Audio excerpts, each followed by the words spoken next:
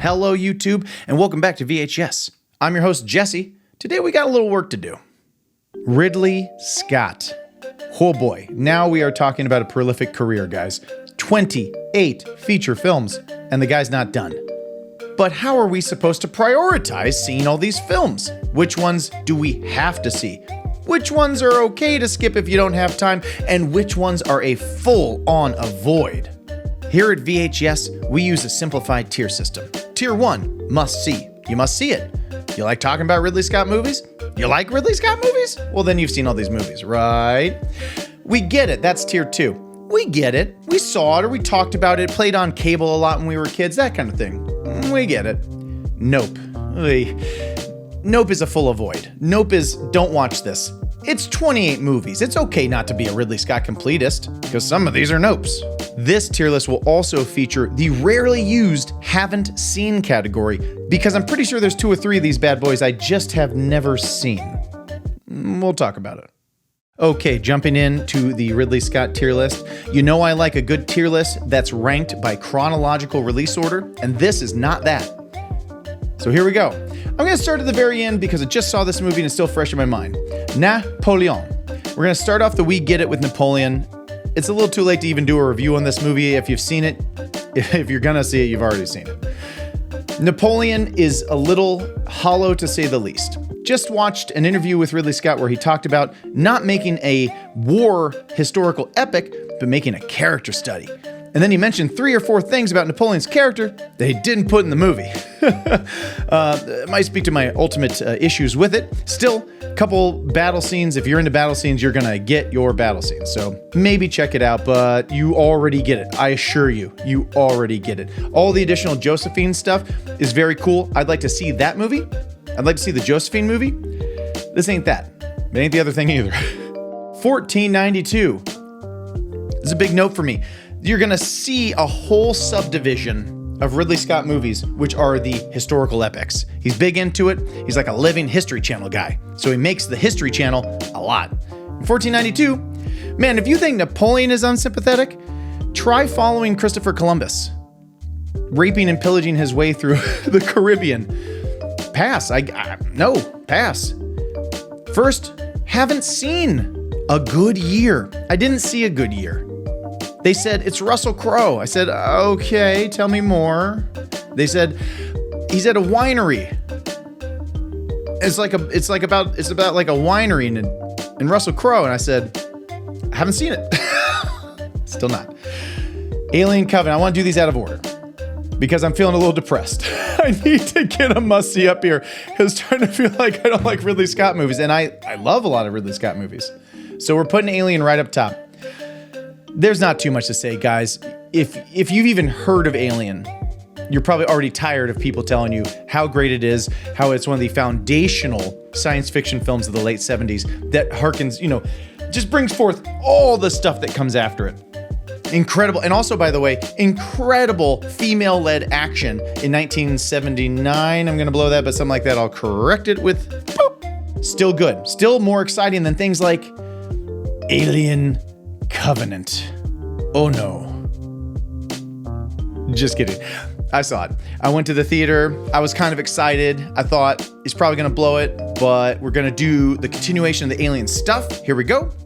But instead it was this. It's not as bad as we'll talk about it. All the money in the world. I have all the time in the world to do other things than see this movie. Not really sure what it's about, other than Christopher Plummer replaced Kevin Spacey through like digital face stuff right before the Oscars. Good stuff. American Gangster. American Gangster's a we get it because I understand that a lot of people like it. I get that. I've been told that. But I fell asleep watching American Gangster 3 times. 3 times in a room full of people who were enjoying the movie. Maybe says more about me than the movie, but I get it. Jumping up to, oh boy. This is a modern must-see. And there's one of the things that's going to come up in this tier list is that Ridley Scott has great films early, middle, and late, guys. He goes pop, pop, pop. Doesn't tail off. He actually doesn't tail off. He gets squidgy a little later, but he doesn't actually just fully tail off like a lot of other filmmakers have. Black Rain. Black Rain's a big we get it. You can see Black Rain if you want. It's on like a streaming service all the time. It's like the equivalent of when we were growing up and there were like 3 movies on cable all the time. I feel like Black Rain is always available on a streaming service. But we get it, okay? It's Japan, it's cool. It's Michael Douglas. Weep, whoop, weep, whoop. Look out of the way, move your butts. Front of the class. Blade Runner. Easily in my top 5 of all time. Top 3 for science fiction for sure. Incredible. The beginning of so many things. Actually has a wonderful sequel that Denis Villeneuve made. We'll talk about at some point. Blade Runner, top of the must-sees. You gotta see it, guys. And it really is good. Just relax. The pace is gonna be a little slow, but you're gonna get through it and it's gonna be so good. Watch the final cut. I've talked about that before. Body of Lies was a big we get it. I remember it coming out. I remember kind of being a big deal. And I don't remember what happened. We watched it. I remember renting it. Don't remember much about it. So I'll put it in the we get it's because I definitely have technically seen it. Don't have a lot of memory of it though. Hope you like it. If you like Body of Lies, pitch me in the comments. I should go see Body of Lies again, right? The Duelist. The Duelist is a top of the we get it. Very early. There's a better duel historical movie coming up. And it ain't this. So The Duelist, we get it, but this is early stuff. This is like completist stuff. If you're really trying to tackle all the Ridley Scott, go check out The Duelist. Very good. Exodus. I would like this to exit his filmography. If you, listen, this is not a good movie, but if you love sword and sandals movies, you love the swords and the sandals, bro, you're not going to like this. Don't watch it. G.I. Jane. Oh man, is this the first controversial pick? I wonder. Controversial bonus pick. Boop, boop, boop. Look at me. G.I. Jane is awesome. I think you saw it and maybe you're not remembering how awesome it was. If the look on your face is something like this. Any of those, you're not really remembering how good this movie is. And this is one of those that, like, I get that kind of takes a rip from the headlines kind of idea of a story of the lady going into the Navy SEALs, and is that really all it's about? And in a way, yes, that is literally what it's about. Doesn't sound like a lot, but it's so well made. And her relationship with her drill instructor, played by a young Viggo Mortensen, really makes the whole thing sizzle. It gets crazy intense. There's good violence. There's a lot of action in it. It's just training, but it's Navy SEAL training, so there's a lot of incredible action. Demi Moore's best performance ever, bar none. You must see G.I. Jane. Rewatch G.I. Jane. You will not be disappointed. I look forward to your thanks in the comments. Gladiator. Gladiator is going to stay at the bottom of the must-sees. I know he won the Oscar. I know it's like a big cultural movie. I know we've all seen it a bunch. I know we all forget how stiflingly stiff and boring Joaquin Phoenix is as that bad guy. He's got good moments too, but it ain't great. You cannot deny some of those sequences in the arenas, dude. Those Coliseum action sequence, cannot deny. Also, this is great. I can start doing some comparisons to Napoleon to give you some ideas without having to do a full review of why Napoleon doesn't work. Remember that stuff in Gladiator where he's constantly kind of flashing to the images of his family and losing his family, and it gives him this drive and this motivation so that whenever he does something, we're like in our bodies watching him screaming, "Get him! They took your family, get him!" Napoleon has nothing like that. Now, Napoleon's not a good guy, right? And Josephine's not necessarily a good person. They're just people doing their things in the stories. Now, Napoleon's killing a lot of people. But there's nothing for those two central characters in Napoleon that harkens back to anything that is driving them or informing them or letting you into the humanity that might help you connect with them.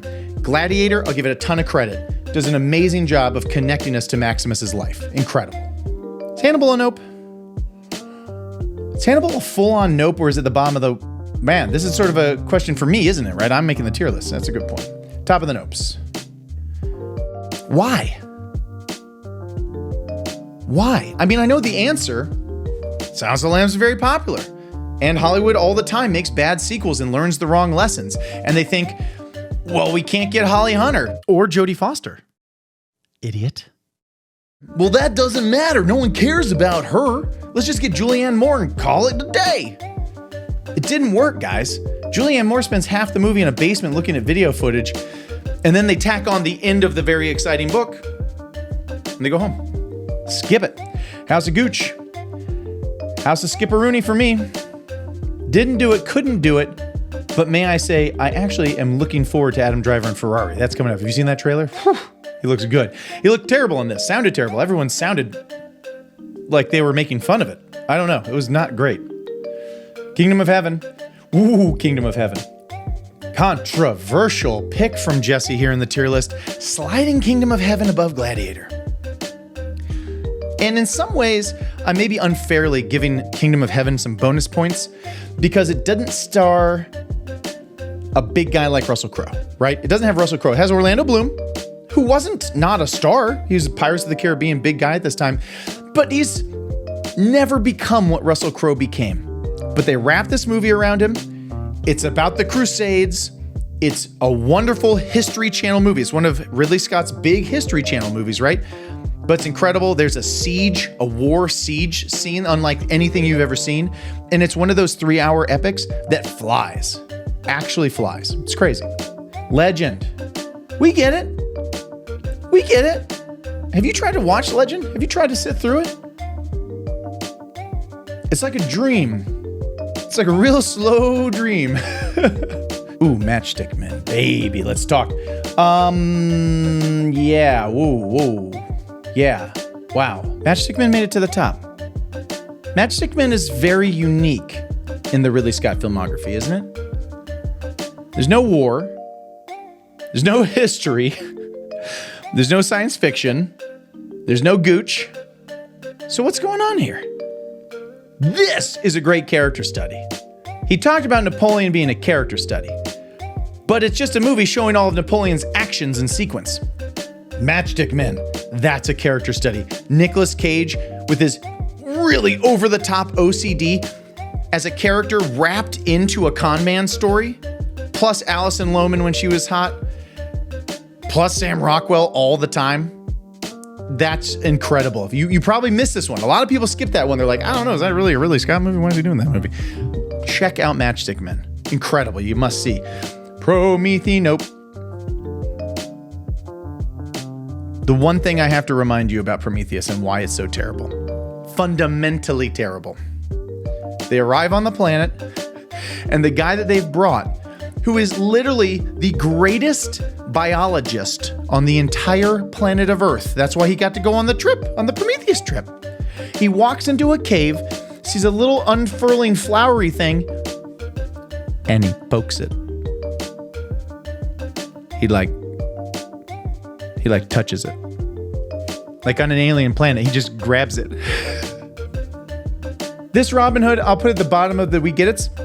It's a nope for me personally. I thought it was a giant waste of time, and this is like a sad time for me in Ridley Scott's career because he's so obsessed with Russell Crowe, he can't let go. He got that great success from Gladiator, and they're like, oh, all we have to do is put Russell Crowe in a movie. I got it. You don't got it. Someone to watch over me.